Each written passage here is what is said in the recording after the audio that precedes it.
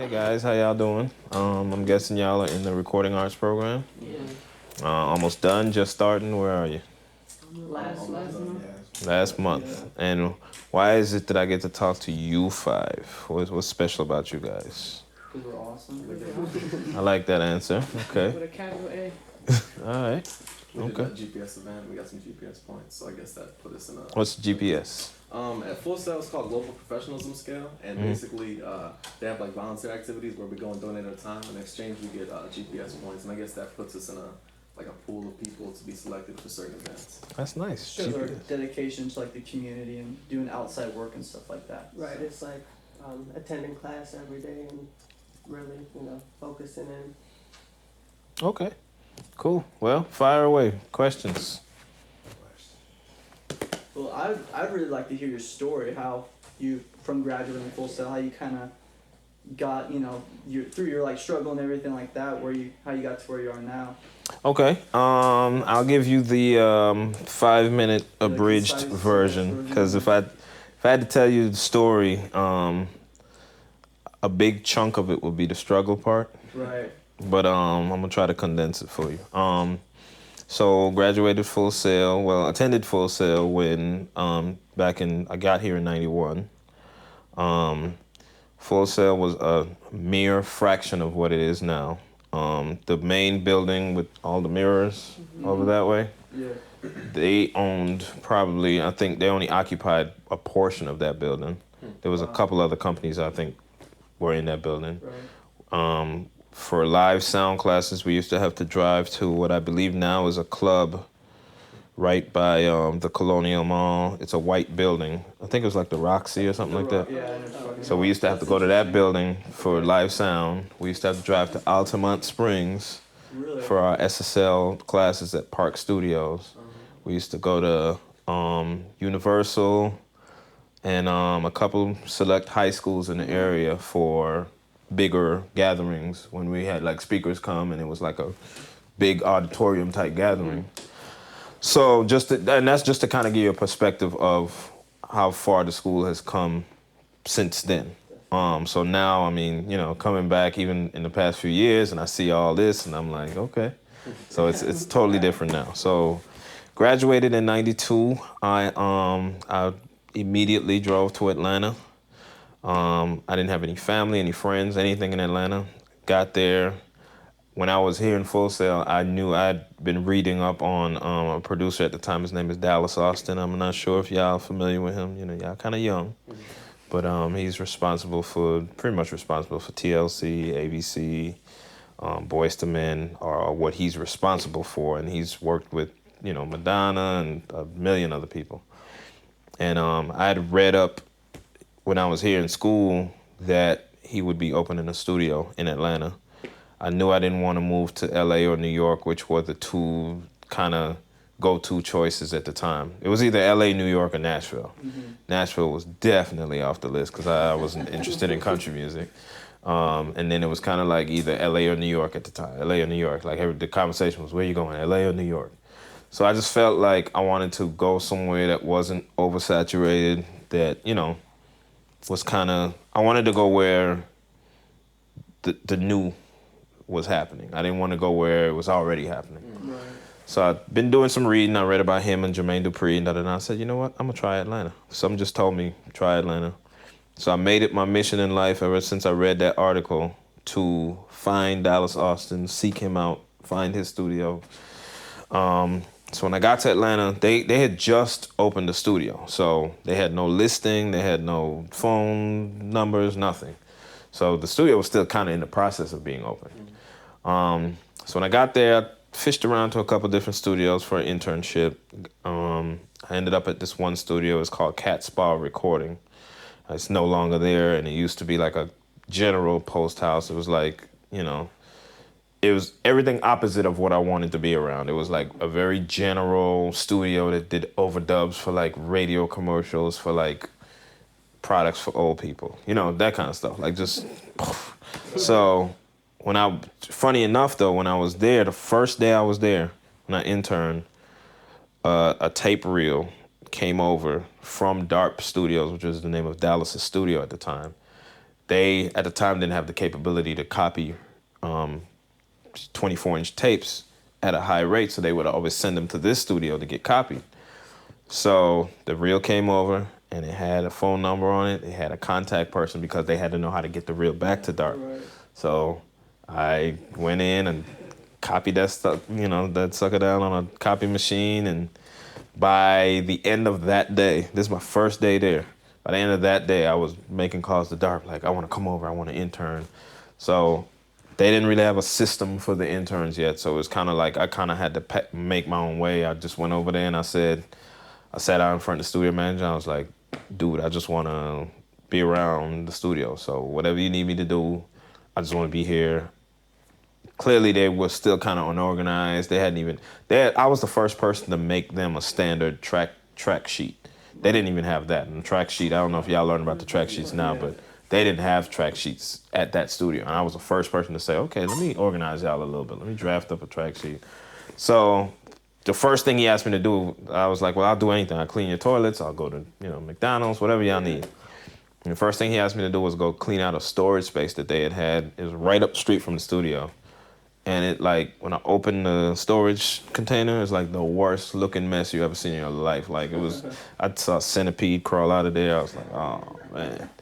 But, that was the kind of thing, on the kind of mentality I had just off top, like, just do whatever I can just to be around, just to be at the studio. So did that, worked my way in, just kept grinding at it. I can tell you a million horror stories about just from personal trials to, apartment got flooded. All this happened in 1 week. Apartment got flooded, stuff got stolen. I got, stuck up at gunpoint going on a run one time. It was just all kind of stuff. But it was still, there was still that drive to, keep going and, see it to the end and all that stuff. So just kept pushing and kept grinding. And I ended up kind of carving out a niche for myself at the studio where I was the dupe guy. I was the, back then, probably none of y'all ever seen a cassette, I don't know. But, back then they had cassette tapes. And they would always need copies of cassettes and da-da-da. So I found a way to make the cassettes really, really loud. And at the time, Dallas, that's all he used to complain about. I used to hear him walking through the halls every day about, man, my cassette too low, like my tape too low. I can't, bump in the car. So my mission was, okay, I figured out a way to make his cassettes loud. So when he asked me to make one, I could make it real loud. And, So I went in and I found my little system and I made a cassette super loud for him one day. And one day he comes barging in. We had the cassette dupe area off kind of in a corner. And he comes barging in and he was like, who made me this cassette? And I was like, oh. And then I was like, me? And he was like, okay, you making all my cassettes from now on. So that was kind of my way in with him. Mm-hmm. And once that kind of happened, there was an instant relationship with me and him where, okay, it was, it transformed from a few months of him, firing people if they would get anybody else to make his cassette but me. Or then it kind of moved up to, you know what, Leslie got to be in the sessions with us. And then I was the assistant engineer and just kind of worked my way up from there. One night on a TLC session, they were recording a song for the Get It Up, the Poetic Justice soundtrack. And it was a song that TLC did on there called Get It Up. And they had to have the song done by the next day, and the engineer didn't show up. I think he was sick. Dallas asked me, could I do it? I was like, yeah, I was kind of nervous. By then, I'd built a cool little relationship with T-Boz, because she was always around the studio, and she was the kind of person who, no matter that she was a big star, she was always, looking out for the little guys. So me and her were kind of cool, and she kind of vouched for me and was like, nah, Leslie can do it, come on. And so we got in there, I made it through the session. From that point, Dallas kind of always made sure I was in his sessions, on his stuff. I eventually became his recording engineer. From there, we would record and go around the country, and I got to meet this person, work with that person, and, career started skyrocketing from there. And then it became a point where we would record stuff, and then he would send it off to different mix engineers. But it would never come back sounding how he wanted because he would always get so used to the roughs that I would make as a recording engineer. He'd be like, man, I'd hear him telling people on the phone all the time, like, man, I'm gonna send you the rough that Leslie did. Make it sound like that. And I'm sitting there like shaking my head like, he just told like, some of the guys that I looked up to in the industry, he's barking my name off to them going, make your mix sound like this. Yeah. So it puts me in a weird position because I don't want the guys who I look up to in the industry to think I'm stepping on their toes. Mm-hmm. So one day I had to kind of pull them aside and I was like, dude, like, you got to stop doing that. Because then when I meet Dave Way or, some of these names that I looked up to, I don't want them to think, I'm this kind of person. Right. Right. So then he was like, yeah, you're right, da-da-da. But anyway, so one day I think it just kind of dawned on him when we were mixing, we were recording Monica's first album, a song called Don't Take It Personal. And he had probably had this song mixed by about 9 different engineers. And he just couldn't get it to sound how he wanted. And he eventually barked on Clive Davis at the time. Clive Davis was like bigwig. He was the head of Arista. And he was like, you know what? I'm putting Leslie's mix on the album, da-da-da. And from then, that was the first big mix that I, got on the album. And from then, he just started using my mixes for everything. But in 2 weeks, I was mixing like Madonna and Aretha Franklin and Boyz II Men and blah, blah, blah. And I was just like, okay. So that's kind of how it progressed. Right. And then went on for, I was with Dallas for about the better part of about 10 years. And then just one of those things where you grow apart. And I ended up going over to Patchwork Studios in Atlanta and just doing my thing. And I mixed freelance and built so many relationships over the course of the years with labels, with managers, with artists. And it's to the point where my career can sustain itself from all the relationships I built. So that's where I am now. I sit in my lovely little studio and people send me their records and I get to mix records. Another question, it's more about the networking aspect of things and meeting and building those relationships. Can you give us some tips on some tips on building those relationships, and then like some do's and don'ts inside the studio? As far as building the relationships, I think the advice will always be different coming from different people.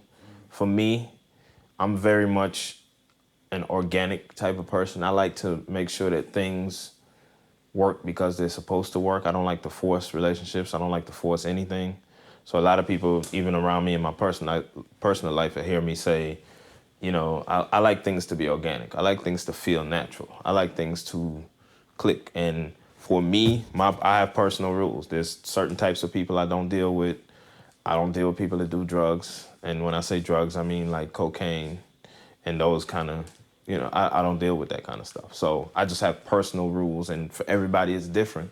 You come up with your personal rules and you stick to them. And you say, you know what? I deal with people straight up. I have straight up conversations. So for me, the networking is about what type of people you surround yourself with. And it becomes fairly easy when you have rules. When you don't have rules, then you have a lot of problems, and then you kind of second guess yourself and you say to yourself, should I be blah, blah, blah. So when you have rules, you don't have too many internal conflicts. You just know, like there is no, if there's been times when I've turned down, sessions with Whitney Houston, and there's no secret that, she was high for most of her career, but I have rules. And I just, there's certain things you know how to operate, within your comfort zone. So as far as building relationships and networking, even with your friends here at school, the friends that you make here are one day, believe it or not, all of y'all are gonna be somewhere sitting high in some kind of job. One day you might be a big mix engineer. One day you might be running a label. One day you might be the manager of the biggest artist out. And all 3 of y'all sitting in the same room right now. So you gotta make sure that you nurture the relationships from here. Because you can't put it past anybody. Like even there's times when a lot of the interns that come up under me, I've seen engineers treat interns terribly. And then them same interns turn around and are in a position to give them work or be their boss or, you know what I'm saying? So you got to be careful about how you treat people. just all the relationships you make, you just got to be delicate with them. But now at the same time, you don't let people walk all over you. You don't let people treat you any kind of way. You have standards. And I have standards as a man. You can't talk to me any kind of way. I don't care what kind of artist you are. You can't talk to me any kind of way. You can't talk to me crazy because I won't do it to you. And so it's just those kind of things where, but you nurture those relationships even now, even here in school. Because like I said, fast forward 20 years and we could be looking at a whole different, one of these days I might be working for one of y'all. And that's real talk. Like, that's not even, being cliche about it. One of these days I could be, Tim could be giving me a job somewhere, or, you could be hiring me to mix your artist, or, so it's one of those things where you just nurture relationships and you never know the capacity. I remember Christina Aguilera's ex-husband used to be my intern at one point. So, and then one day he's calling me going, hey, Christina needs a record mixed. And I'm sure if I treated him terribly as an intern, he probably wouldn't have called me. You know what I mean? So. You want to like treat people like you want to be treated. Yeah, all those rules. And it goes back to what I started off saying, which is you got to have personal rules. And you got to stick to your personal rules. And if you have a rule of how you do things and, blah, blah, blah. And I have rules even with people say you got to go to parties and stuff to network. I don't really go out. Anybody who know me know I don't go out. I barely go out. And so I always made it one of my rules that that's just something I don't do. And I'm not going to break my personal rule just so I can fit in the music industry and get work. Mm-hmm. That's just not how it's meant for me to get work. I'm not the person that's going to be in a club, with a drink every weekend, just trying to schmooze with people. That's just not me. So I have to let my work speak for itself. I find other ways to get work, but I don't go to parties. So, it's one of those things where I think as long as you're genuine with yourself as far as what you do and what you believe, it'll come. I have one. I know you said you had a lot of trials and tribulations, but what was one of the hardest things, obstacles that you had to overcome, or adapt to? Honestly, one of the biggest things that I probably had to deal with probably more than anything else is when I first started out.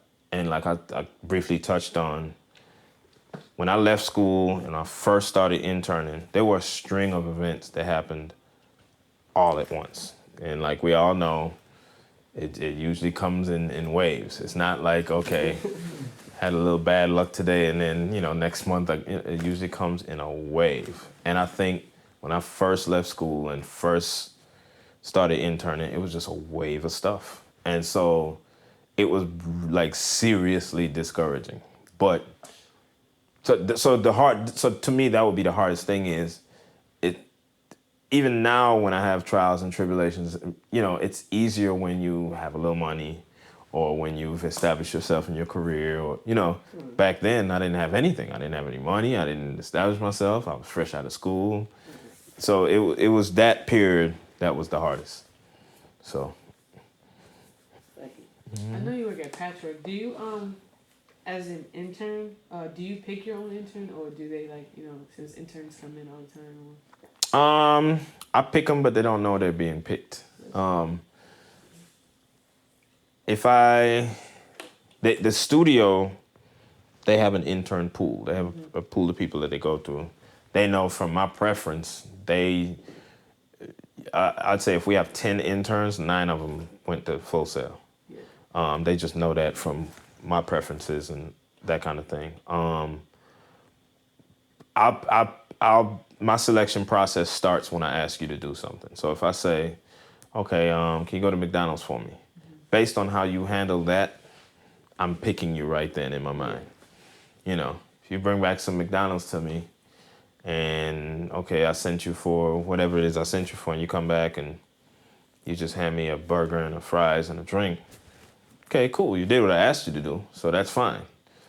Now, if I send Demetrius and he comes back and he gives me napkins and he has ketchup and he has, a straw and, he has everything.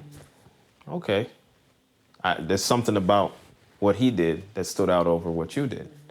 And then if I send Tim one day and I said, can you give me some barbecue, some nuggets? And I never tell him what kind of sauce I want. If Tim comes back with all the sauces, something special about them, because I didn't tell him what I wanted. So he just said, you know what, let me bring all they have to offer and let him pick. Those little things is how I make my selections, because it's not about, a lot of it is technical stuff, and technical stuff is stuff you can teach, but there's things that you can't teach people. And your ability to make sense of a situation that doesn't make too much sense, those are things you just can't teach people. And I can tell you, okay, Tim, next time you go and you get me some nuggets, can you just bring me all the sauces if I don't tell you which one? That still didn't accomplish the task of that gift that he had to just think of that on his own. So those are the little things I look for with interns. And I'm picking the moment I meet you. And how often does Patchwork like pick and They rotate. A lot of it is just based on your performance. So I've seen interns hang around for 8, 9, 10 months, sometimes a couple years on some, they just really good, but there's nothing open for them as far as a job. And then some interns, they won't even make it a week. So it's just based on, you know, what their staff sees, and if they feel like one of my old assistants, he runs the intern program now. So if Corey feels like, you know what, you're slacking, he'll get you out of there quick. He doesn't waste any time because he knows me. So he doesn't want to piss me off. So he's like, you know, he's like, oh yeah, we got to get him out quick. But some interns, they keep around forever because they really want to work with them. It's just they don't have a job to give them right now. So it's all varies on performance. So with that question, I guess being asked, how would you basically compare like somebody that couldn't work, you know, that wasn't that great at it and had to get out of there compared to somebody that was good?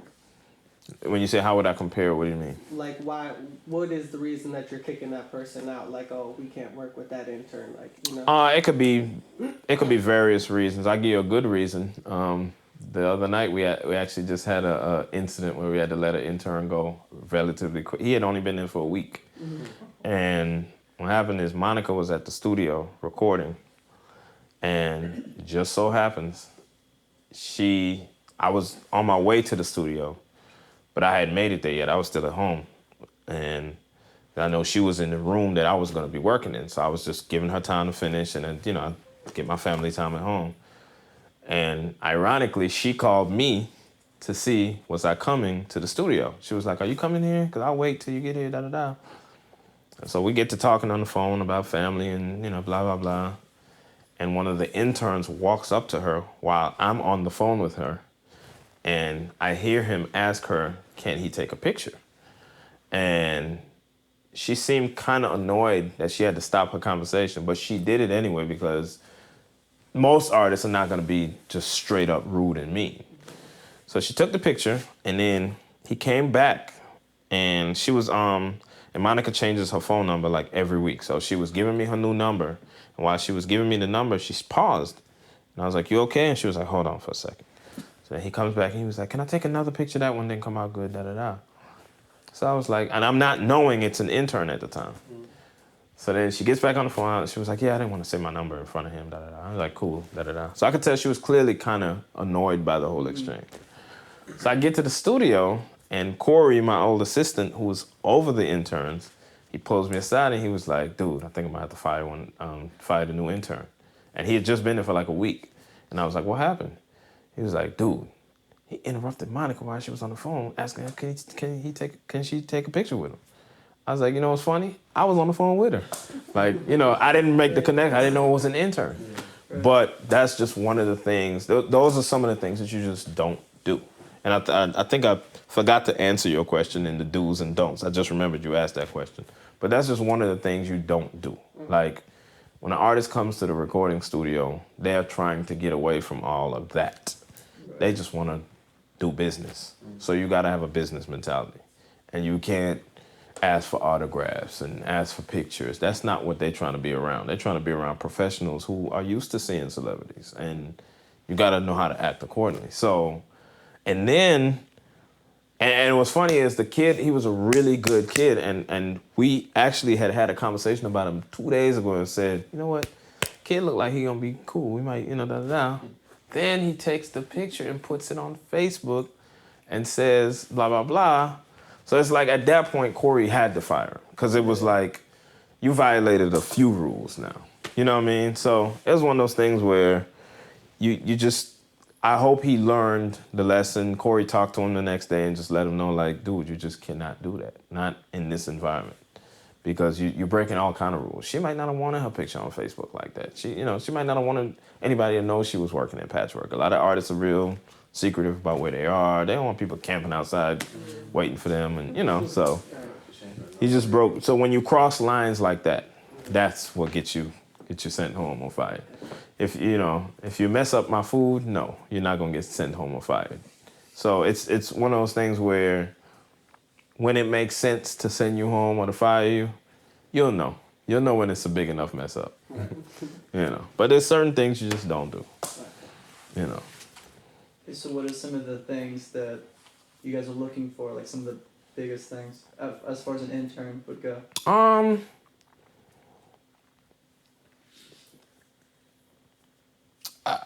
I never know how to answer that question. Right. Because it's, do you watch sports at all? Yeah. Okay, so you know how sometimes they always make reference to like certain quarterbacks, and they always use this word, and they always say he has the intangibles. Mm-hmm.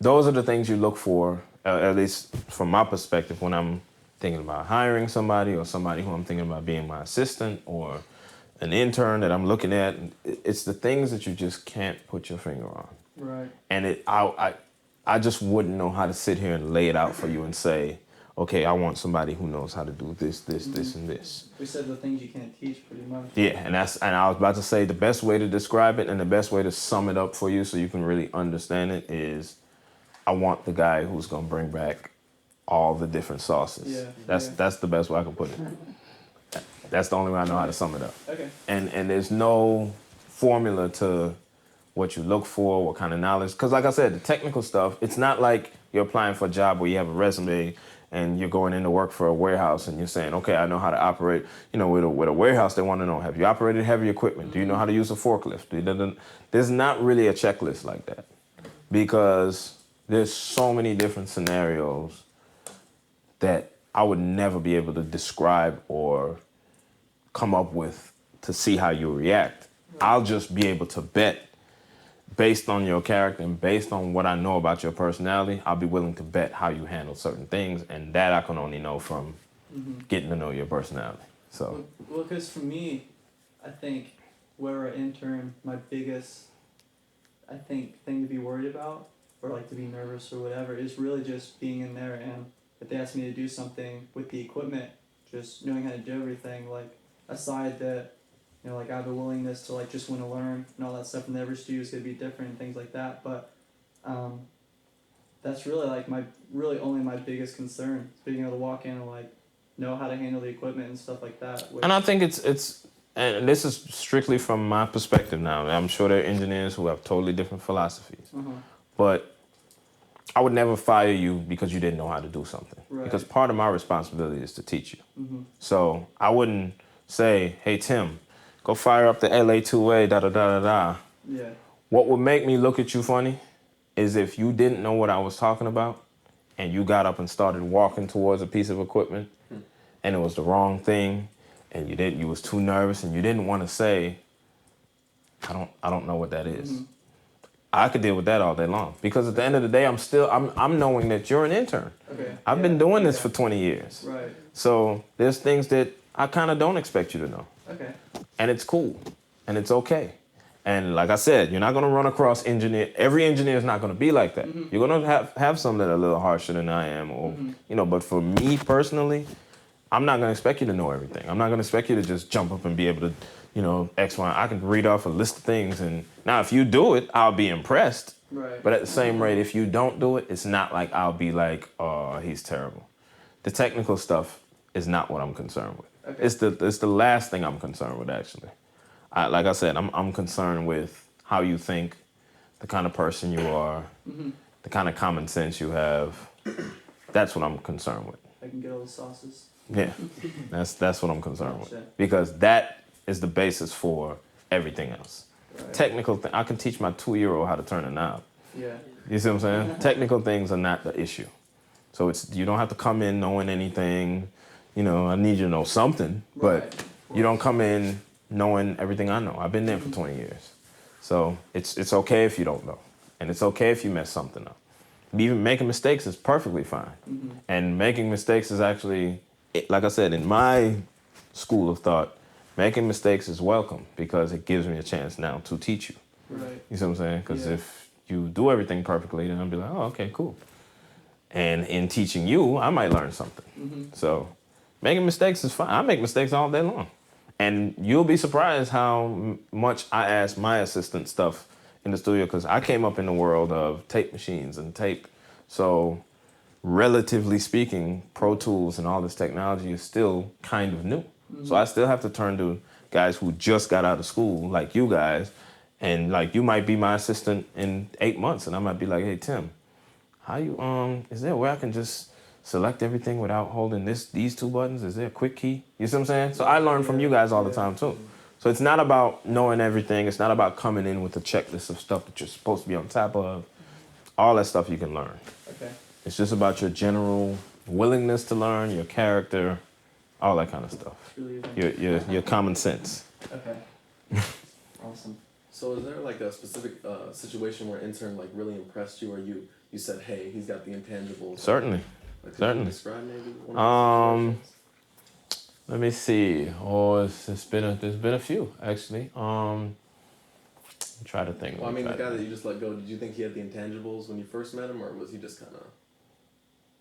I'm sorry, I didn't mean to sidetrack you. I'm trying to remember what it is. I commented on something that he had did the day before that I thought was very impressive, and I can't remember what it is. I can't remember his specific case, but I've had just knowing. It could be anything. I had one time somebody walked in the room, and just knowing, like for instance, the intern was sitting in the room, and the person walked in the room and started talking about something, and it was a slightly sensitive topic, and immediately the intern got up and walked out. Or knowing that so-and-so likes this, so let me make sure this is in the room. Or, you know, just, it's the littlest things. It's nothing huge. It's not going to be like a big monumental life-changing thing. Okay. It's the little things that make you realize that they get it. You know, just little things. Okay. Also on a resume, you know, I'm sure you guys go through lots of resumes at the studio. What would be something that would make a resume stand out in particular? Full Sail. Really? Okay. Or yeah, in a negative light or a good light? Or No, in a great light. in a great light? Yeah, Okay. as soon as you see Full Sail, you're in. Oh, okay. You're in the pool, you're in the discussion. They know that's my standpoint in most anything. Like, and you know, not to say we have interns that have attended other schools, but like I said, It's just from if students. we got 10 interns, 8 or 9 of them went to Full Sail. Okay. That's So. awesome. Very cool. And I got to go with what I know. When you got that chance with T-Boz, was it like I saw something where you were talking about like she gave you a chance and then like you went with it, but like you deleted the vocal or something? How did that happen? I just wanted to know. I didn't realize at the time that there's 2 modes that you can set. They used to have these controllers for the tape machines. They roll, you know, I forgot what they call them, but the little auto controllers or whatever. And there's a mode that you can set on ours where if you put one track in record, it automatically takes any other tracks out of record. So it's a singular mode, and it wasn't in that mode. So the previous track I had in record was still in record when I hit the new track. So I had 2 tracks in record instead of just 1, and I didn't realize it. And I go to punch on the new track, and the old track was recording as well. And I wasn't mindful enough to just pay attention to 2 red lights Yeah. because I was new and I was nervous and I was like, oh. I'm recording TLC, and oh no, I'm gonna mess up, I'm gonna mess up, I'm gonna mess up. And I kept saying that to myself all night, and then I messed up. So that was it. How do you stay in an industry like that feels saturated nowadays? How do you stay relevant, and how do you keep the attention of not just the people but the people who's gonna hire you? Just doing good work. Okay. Bottom line, you can, like when people say, "Oh, it's 50% this and 10% that," I think there are always going to be a lot of moving parts to any question you can ask like that. There's different moving parts. There's your work ethic, there's your relationships, blah, blah, blah. But I think more than anything, what keeps you in the game is doing good work. Because it's kind of like, it's the bottom line. It's the same thing with artists. I always tell artists, you can jump through hoops, you can have the best video director, you can have the best so-and-so, you can have all of the best. And if your song ain't good, nobody cares. So you just go back to the basic core of what it is you're doing. And for me, it's just doing good work. All the cliche stuff, cliches are cliches for a reason. So I'm only as good as my last mix. So I don't treat Young Jeezy any different than I would Madonna or unheard of artists from Up the Street Records. They're gonna get the same quality that I would, Jay-Z or Beyonce. And that's the difference, because at one point in my career, Jeezy was a nobody. There was a point where none of y'all knew who Jeezy was. He was a new dude, and he'll come to the studio and everybody look at him like, who, Young Jeezy? What? So, but I had to give his work the same amount of detail and attention and make his mixes bang just as much as I would a Jay-Z or Lil Wayne at the time, because he was gonna be that next dude. I didn't know that, but so it's just about just doing good work all the time. Because it's like you're always auditioning. You're always in a job interview. Every mix you do is like a job interview. So when people hear my mix and that's the best feeling in the world, when people call me and be like, "Man, I heard that Rick Ross mix you did, that Aston Martin music, man. I had to get you to mix my stuff." Like, that's the best feeling ever.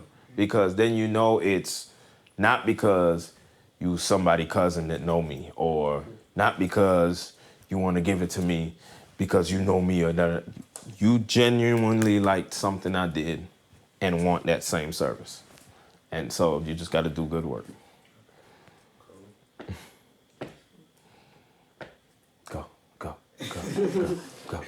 Oh, where do you see the future of music today, or from your perspective? It's going down the. No, it's here's the thing. I think I could do a whole lecture on just that alone. I'm gonna try to condense my answer. Here's the thing. I think the music industry has been the last of the entertainment industries to catch up to technology.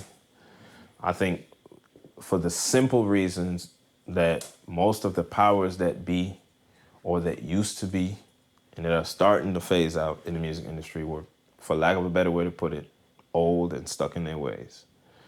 So we've always been the last to make the transition into, hello, the rest of the world, technology, the internet, hello. Like, seriously, you're gonna fight the internet? Like, really?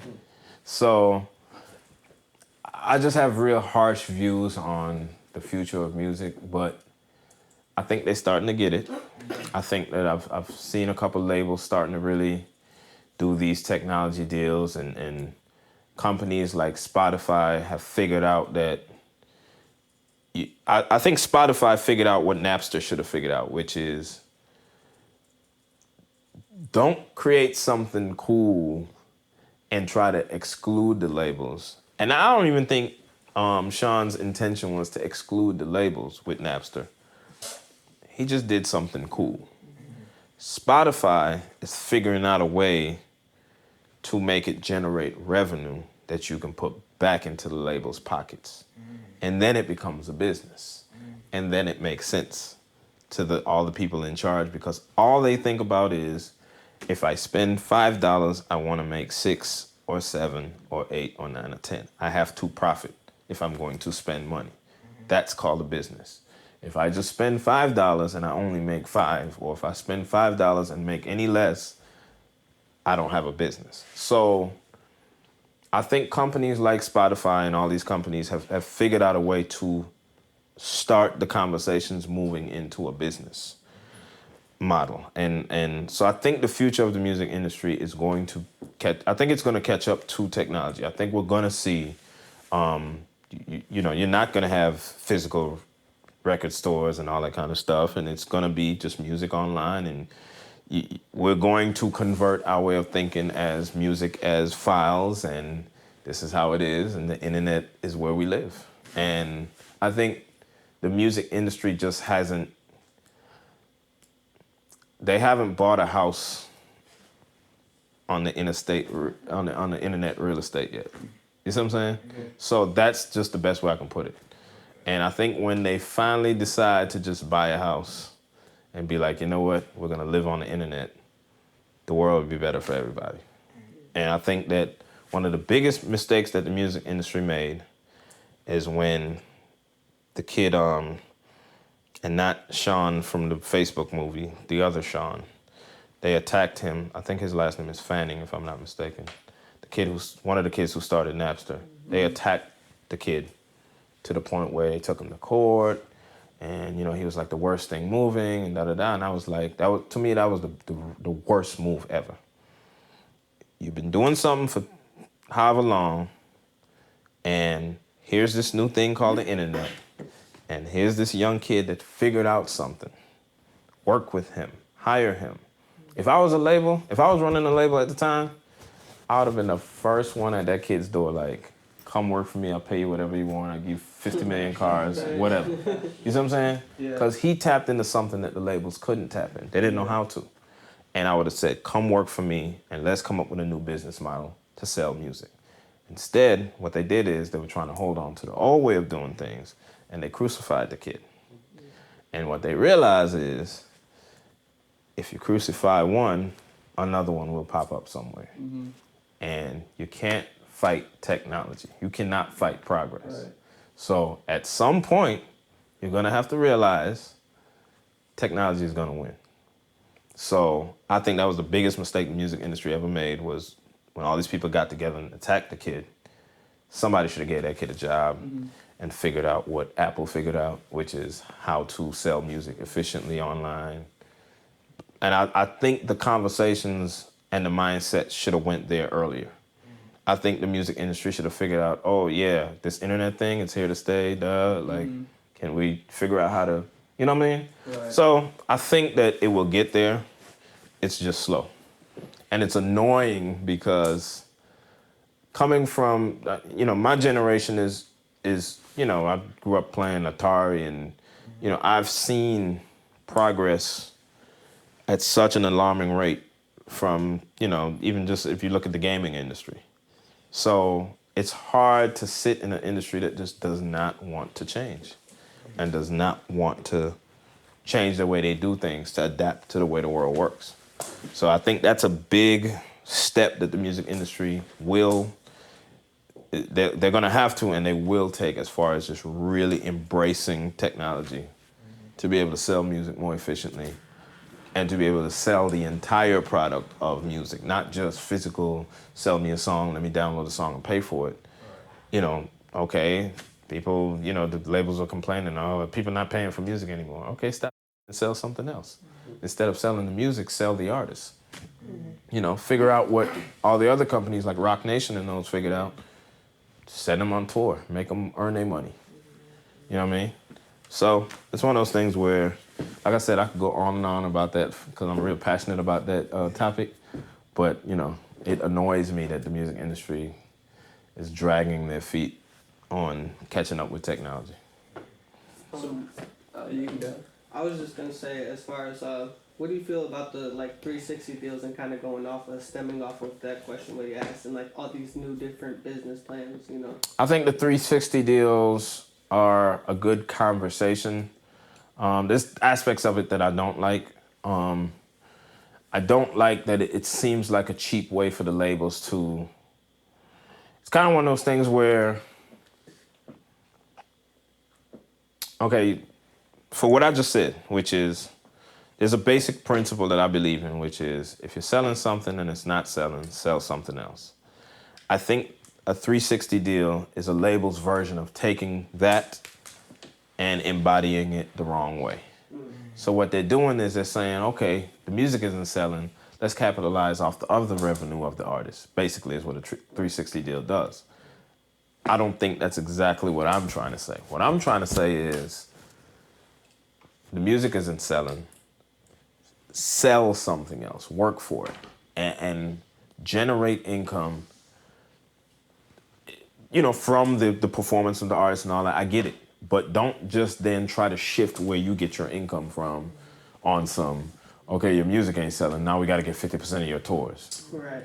Like, that, to me, that's a cheap way out. Yeah. To me, the better way out would be, okay, the music isn't selling. First, let's figure out how we can efficiently sell the music on the internet. We're not going to see the same numbers we were seeing before. We're just not. And you just got to accept that.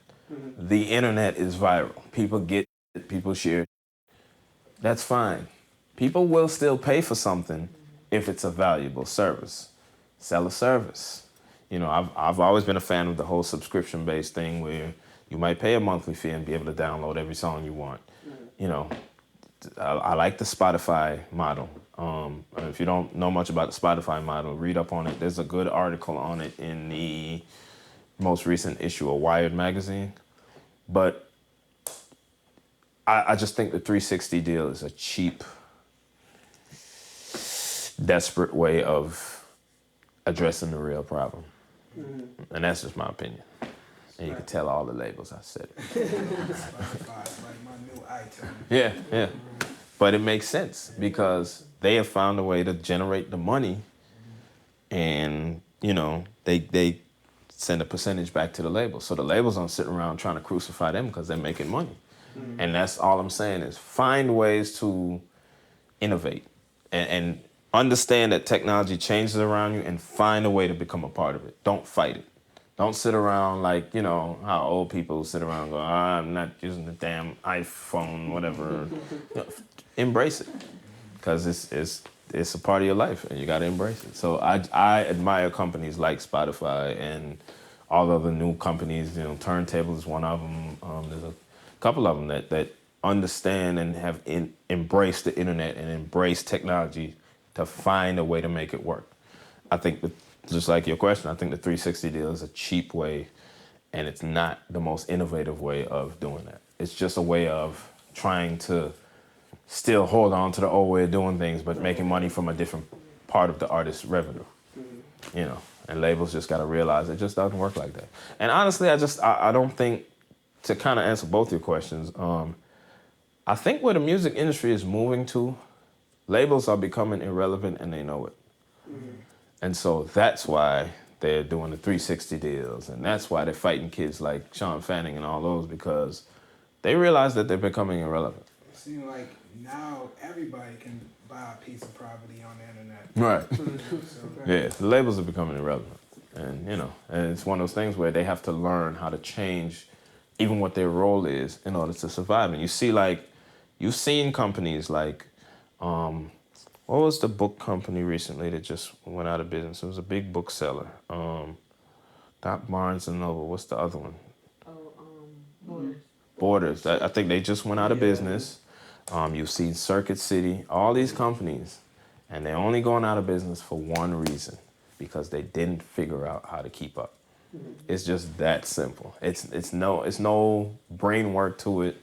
There's no major science to it. They didn't have a major decline in drop in sales from any particular, chemical accident, nothing. They just didn't figure out how to keep up. Mm-hmm. They didn't figure out that the business model wasn't X, Y, and Z. It was so-and-so. And it's the same thing with the reason why you just... And here's a good example of what I'm saying when I say change what you're selling. I remember I used to see all these commercials for AT&T and Verizon and all these things. And I remember reading an article one time in Wired magazine and it was talking about how you used to see phone company ads and all they used to talk about was their coverage. All they would talk about is who got the most coverage, who got the biggest map, and who got this, and who phone can reach everywhere. Then they realized everybody got coverage, and everybody drops calls, and everybody do the same. So what's really gonna make you want to AT&T, switch to AT&T as opposed to, Well, now it's the speed and too. it's the gadget, it's the phone. And they figured out, instead of trying to sell people on the coverage, let's do a deal with the hottest phone company and let's sell phones. So at one point it was the Nokia became like the focus. And then at one point, that's why they started doing exclusive deals with certain companies, because you could only, you at one point in the beginning, you can only use iPhones with AT&T. So that was their pull. And they realized, they figured it out. The phones is what's selling our service. It's not the coverage. People don't give two about the maps that you're putting up, and people don't care. So it's that kind of mentality that keeps companies in the game and keeps things fresh and keeps people understanding, like, okay, you know what, this isn't working, we got to shift to this. So Let's talk. So with mixing, say you're a mix engineer, how can you sell something else if what you do is mix? well, that's an excellent question. See, I like this guy right here. What's your name again? Travis. I like Travis. That's an excellent question. I'm gonna tell you how it relates to exactly what I'm talking about. I've been mixing since 1994 consistently. 2 months ago, I just converted from mixing on the board to mixing in the box. That's an example of what I'm saying, which is I've been doing it one way for a long time, and it works. Mixing in the box is a whole lot more efficient. I get a whole lot more done. I can achieve things sound-wise that I couldn't on the board. So it's one of those things where I had to make a major adjustment to ensure my survival as a mix engineer. I couldn't keep doing things the old way. Now I could, but I might end up like Borders or Circuit City or one of these, cats. There's engineers to this day that sit around screaming analog, like they wear these long-lived analog T-shirts, and and I'm just like, really, like seriously, where can you find analog in your life, like? So it's one of those things where at some point you have to realize that the world will move on without you. And no matter how good at what how good you are at what you do, you can still become extinct. And that's the thing that Circuit City did not realize. They felt like they were a giant, and you know what? We're just gonna keep giving you customer service and selling you overpriced products, and people stopped going for that when the economy went bad. And that's why they went out of business. So for me, it's as simple as, you know what? The economy is tight, and people don't have time to pay for the studio time of me sitting around mixing on the board and da-da-da. So I gotta find a way to condense this, and I gotta find a way to mix more efficiently. So I'm gonna start mixing in the box. So I think the best way to put it is, I think one of the biggest keys to success is if you're willing to change in a drop of a dime, something that you've been doing for 20, 30 years, as long as you're willing to change in the drop of a dime to ensure your survival, I think you can be successful. The minute you start going, oh no, I've done it like this for years and I'm gonna keep doing it like this and I'm never gonna change, then that money won't change. Yeah. Right.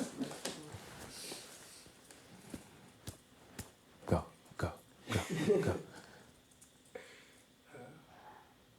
Well, what is the industry like in Atlanta if you're still in that area? It's cool. I stay busy. I have a lot of pride, but it's I don't think it's more so based on Atlanta as it is based on just my work ethic over the years. Atlanta's a great city to live in, but the work that I've managed to generate is just from my work ethic over the years. So it's not specific to Atlanta. Right.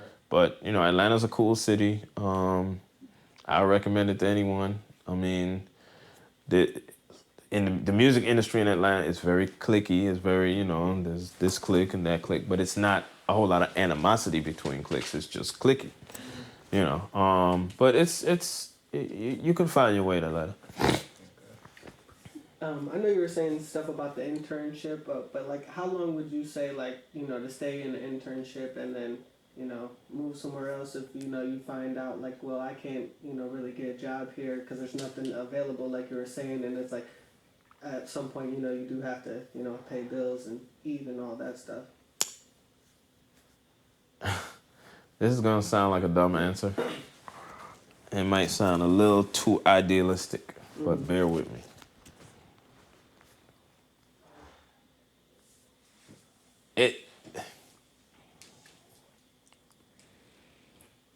I don't know how to answer that question in terms of time, because a lot of that is going to come from you. And I know for me, if you were saying to me, if you asked me how long would you stay somewhere and what's your time frame on when you change, if I make up in my mind that I'm going to work at Dallas Austin studio, I will kick, scratch, claw, and do whatever I got to do to work at Dallas Austin studio. So for me, that time frame could have been anywhere from 2 months to 5 years. That's just me. So I think everybody has their limit.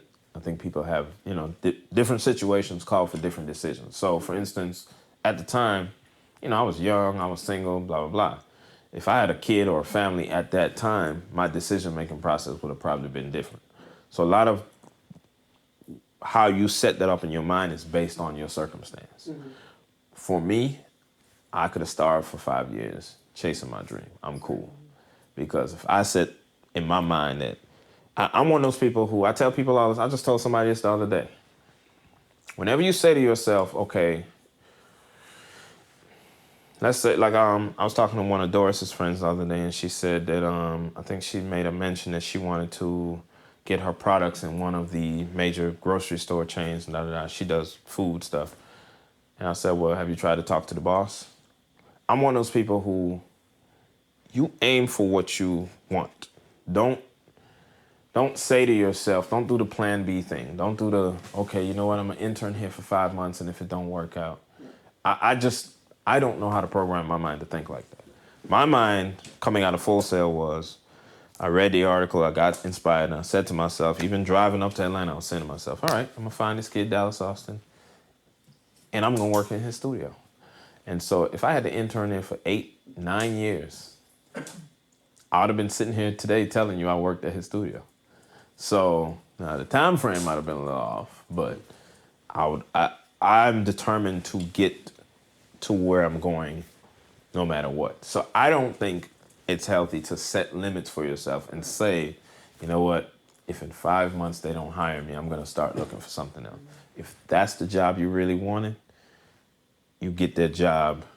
It might not come when you want it to come. And that's one of the biggest realities you learn in life, period. It don't happen when you want it to. And you have to learn how to deal with disappointment, and how you have to learn how to turn the word disappointment into something else. But if you set yourself up for that kind of thinking of, oh, well, you know what, if it doesn't happen in 5 months, you'll be doing that the rest of your career. Right. Because nothing is going to happen in your timing.